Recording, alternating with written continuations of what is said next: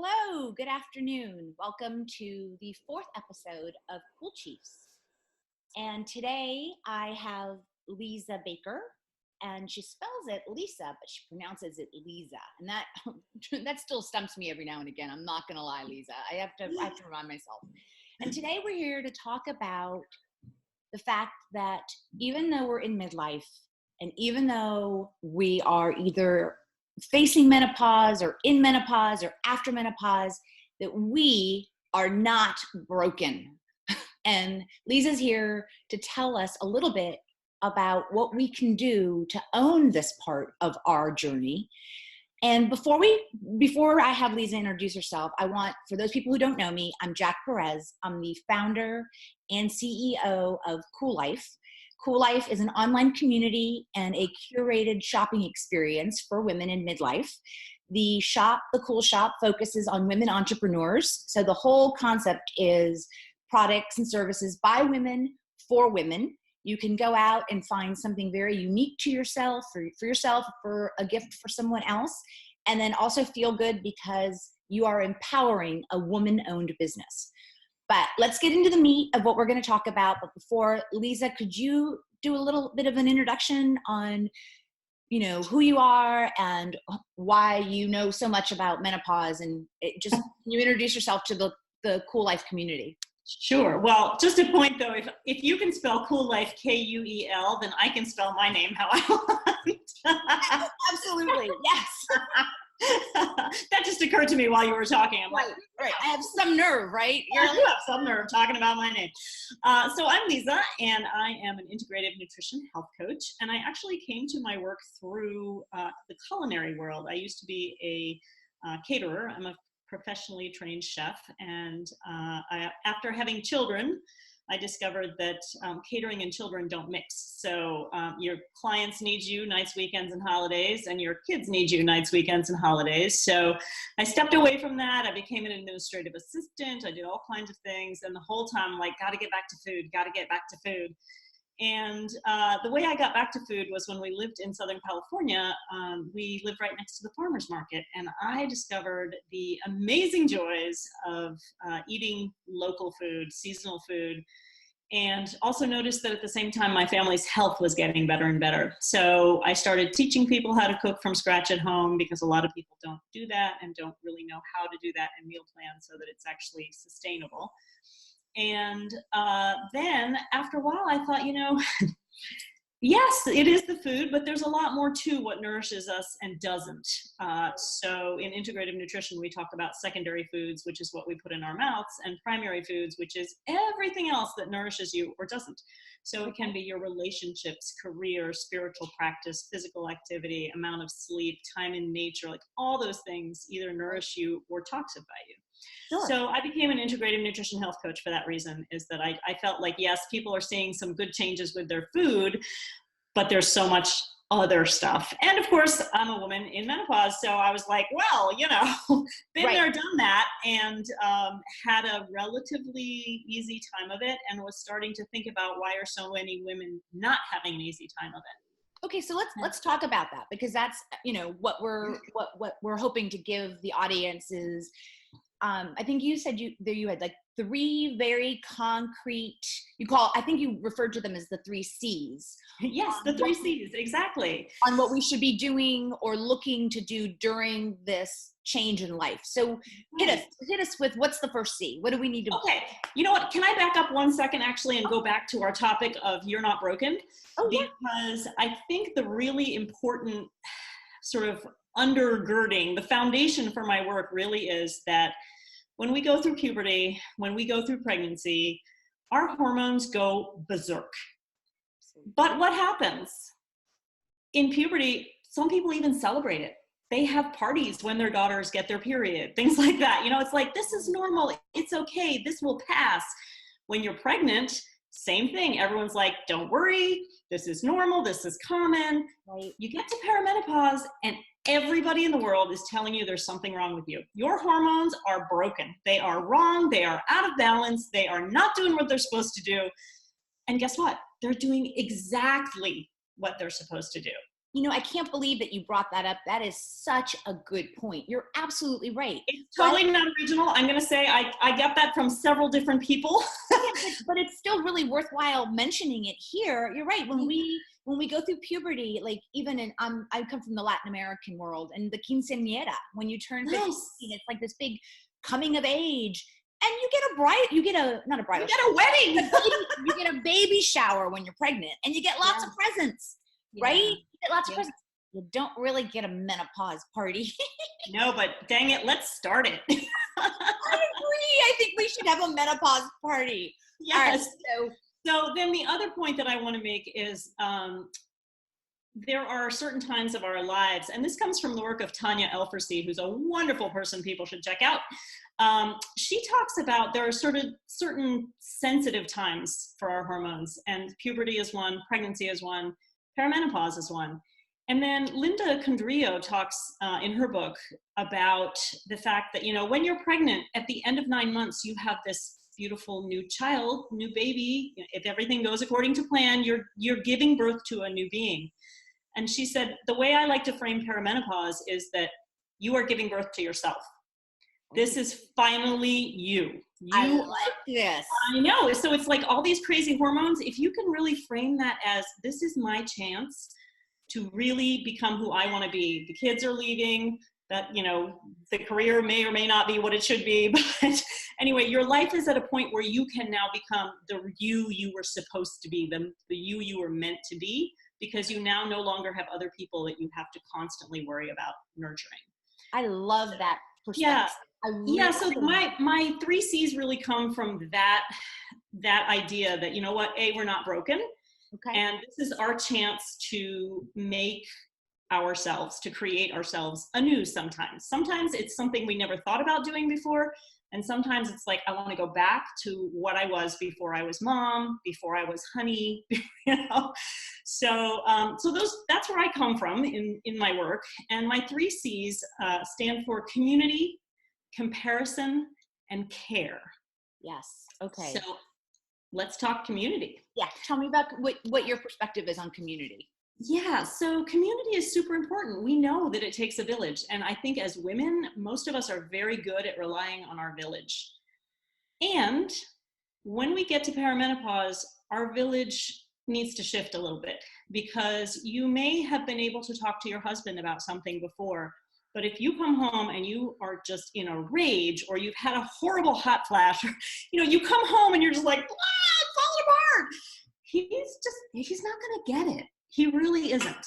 You know what else you can't get is control over the thermometer in the house during menopause. The broken thermostat in us. I think that needs to belong to the woman and midlife, and no longer can anyone else touch that thermostat, in my opinion. So like, hands off. Do not touch that. Yeah, and I'm fascinated. You're saying we have to find a community that can empathize with us, right? Is what you're saying. It's exactly what I'm saying. And what I talk about really is curating your community at this age. There are some people that you might want to lose from your community, because they are going to be the ones who are perhaps going through perimenopause with you, but all they want to do is complain. Right. And they just don't have any interest in figuring out, how this could go better. Right. And so when I talk about curating community, I really talk about finding women your own age who are looking to go through life and go through this stage of life in a positive fashion. And I think that's where Cool Life is just fantastic, because when you look at what's going on that website, there is no bitching and moaning. There's a lot of celebration. There's a lot of really good, deep wisdom. And there's a lot of inspiration for people who, when you go to Facebook, you find a lot of toxic kvetching, really. Well, right. And I specifically have, my mission is to keep it, positive. Yes. And relatable to all of us. I want to focus on what we have in common. And yes. I think this goes to curating your community, just another C there, what we have in common as opposed to what makes us different. Right. Yes. And so I think that's part of why I believe Cool Life is so positive, because everything on there is really about bringing us together. And it really reflects a lot of what I talk about with my women, which is there are these sort of secret sisterhoods in our lives where I guess the best way to explain it is when I was young, I had a miscarriage.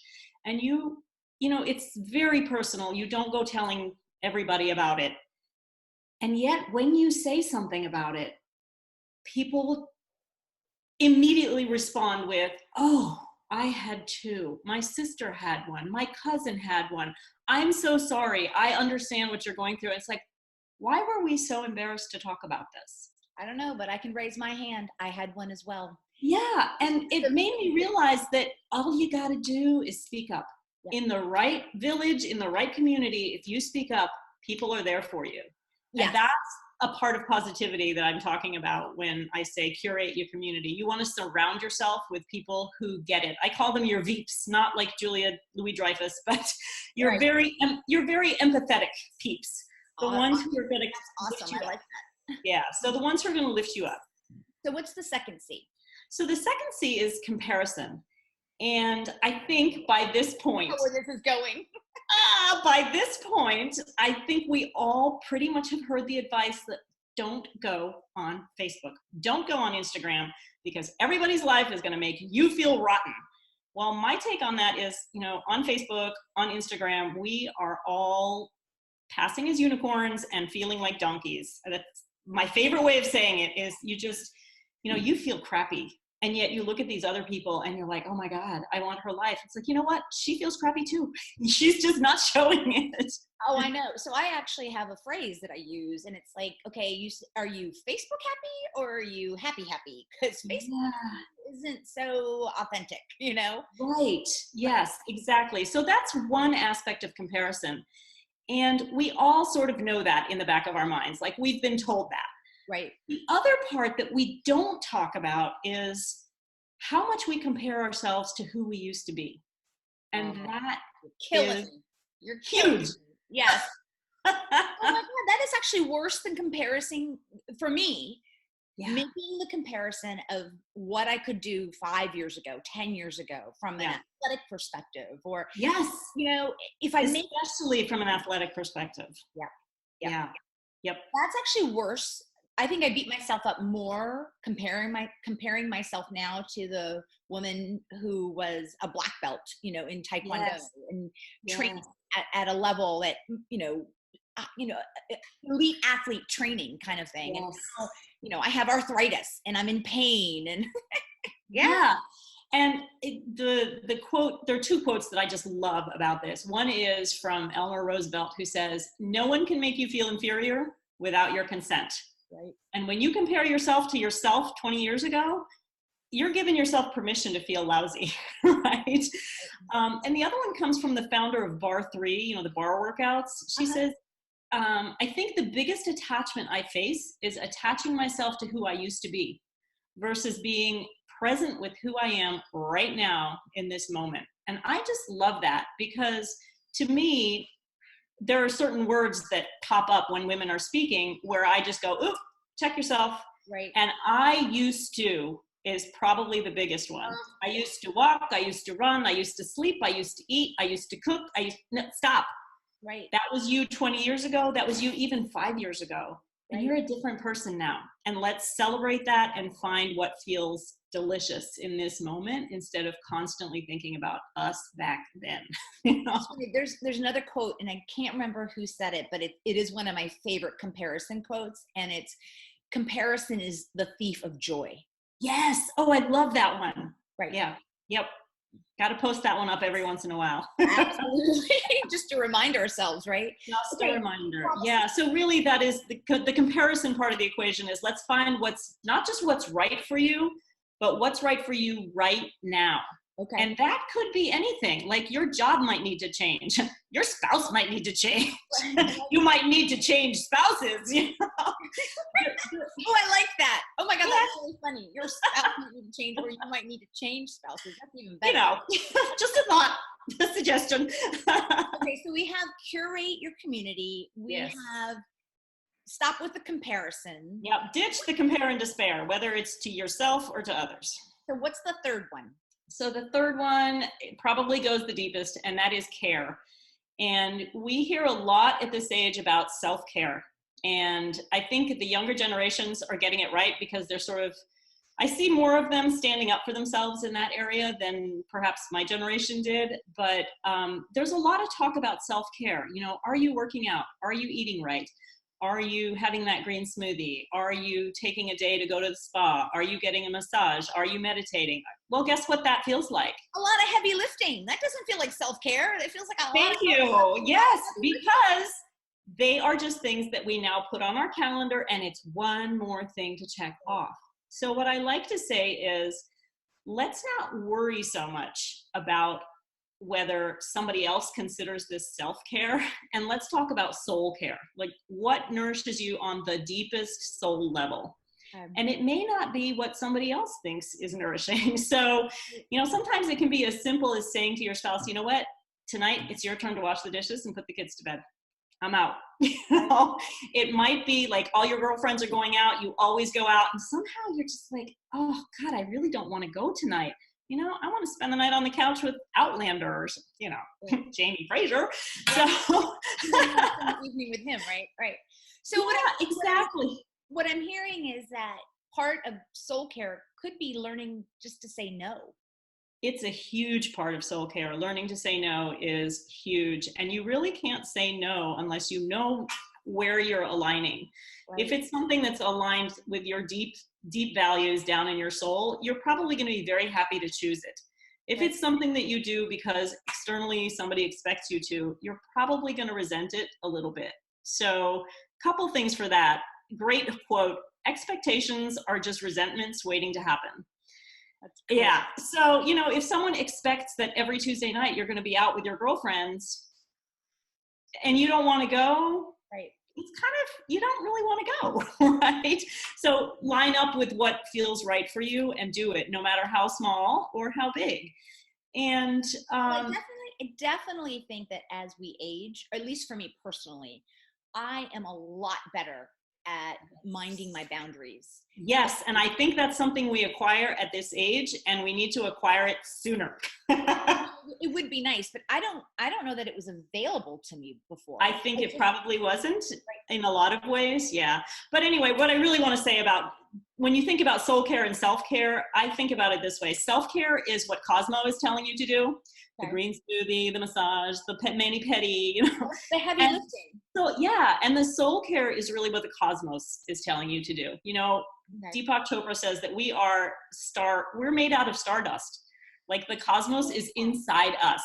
That's literally what we are, is like pieces of a star that exploded. And if you can get back in touch with that star inside you, it really does help you realize this is what the cosmos has made me for. And that's what I can spend my time doing. So, I love that. So just to recap, right? It was make sure that you're around people who get it, who can empathize. Yep. Find your Veeps. Yes. Find your Veeps. Stop comparing yourself to yourself. You are a new person. It's a new day. Because maybe you can't run 10 miles, but now you have better boundaries. So, right? I mean, it's a yin and a yang. It's a give and a take. And then the last was figure out what feeds you. And it doesn't have to come from a list that's from some external vehicle, like a magazine or a self-help book. You have to kind of dig deep and figure out what it is that feeds you. Yeah. That's great. And I think the two really big takeaways, that's kind of a lot to remember. The two big takeaways are catch yourself saying I used to. Okay. And catch yourself saying I should, because that should is often external. All right. Well, I think this is a perfect place to put a pin in the conversation. I mean, I'm sure there's a lot of other things that we could talk about, and we can come back and have further conversation. Go on for hours. Exactly. But I've been told like 20 minutes is about the time for these things from a lunch and learn. So just really quick, Liza is one of our Kuel life coaches. You can find her information, her biography, her services, all on the Kuel life page under coaches. And she's also blogs for us. So there are recipes out there from her. And as she's a chef and a trained chef, so you know they're going to be good. So I encourage you to take a look out on the Kuel life website. And that is spelled Kuel, right? Little cattywampus, but still. And peruse the articles, and particularly check out Liza and what her offerings are and her credentials, because she is a wealth of information and knowledge. And we're very lucky that she has aligned herself with us so we can bring her knowledge and expertise to the Kuel Life community. Thank you, Liza. Thank you, Jack. I'm so happy Kuel Life is around. Yeah, me too. Me too. Curating community. All right, we will catch up again soon. Soon. Okay. Bye. Bye-bye.